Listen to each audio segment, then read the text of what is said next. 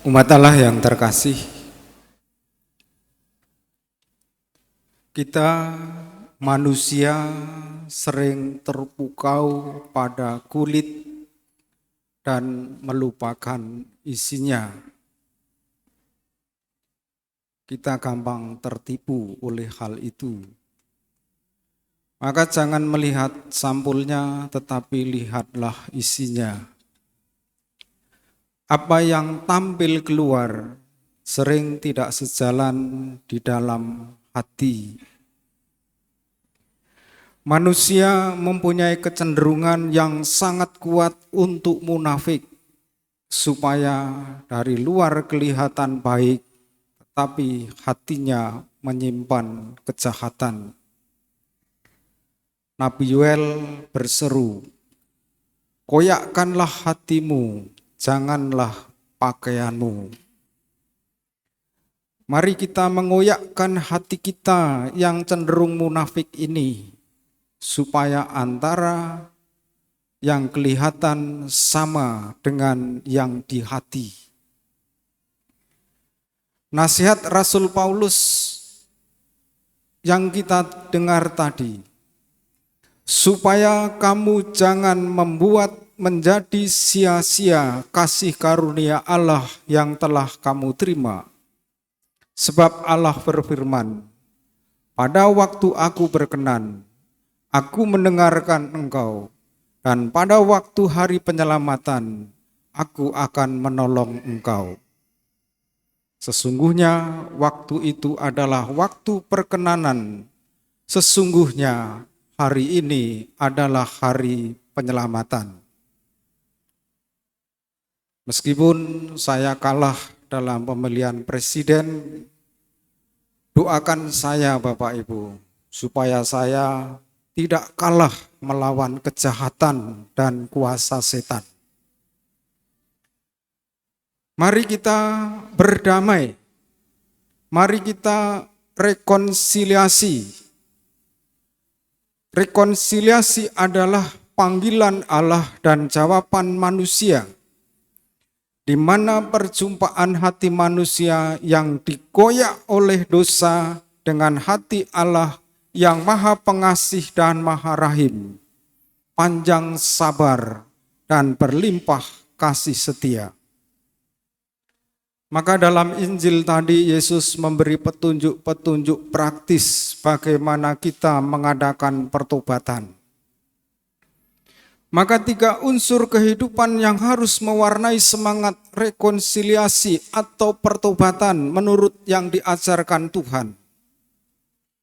Amal kasih atau sedekah, doa, dan puasa yang bukan sekedar ritual saja, yang bukan sekedar supaya kelihatan baik, tetapi berangkat dari hati, meluap dari hati yang terdalam karena pertobatan. Untuk mencapai pertobatan kita harus berpikir ulang dengan kehidupan ini, memeriksa hidup kita dan mengakui bagaimana kita telah membawa kerugian terhadap ciptaan dan sesama. Yang namanya pantang itu suatu kesenangan tetapi bukan dosa. Kalau umat Katolik selama masa Prapaskah ini bilang mau pantang marah, pantang maling, pantang mengucapkan kata-kata kotor, itu semua masa biasa pun tidak boleh, apalagi masa Prapaskah. Yang disebut pantang itu kesenangan hidup, tetapi bukan dosa. Memasuki masa retret agung 40 hari, marilah kita koyak kejahatan hidup kita.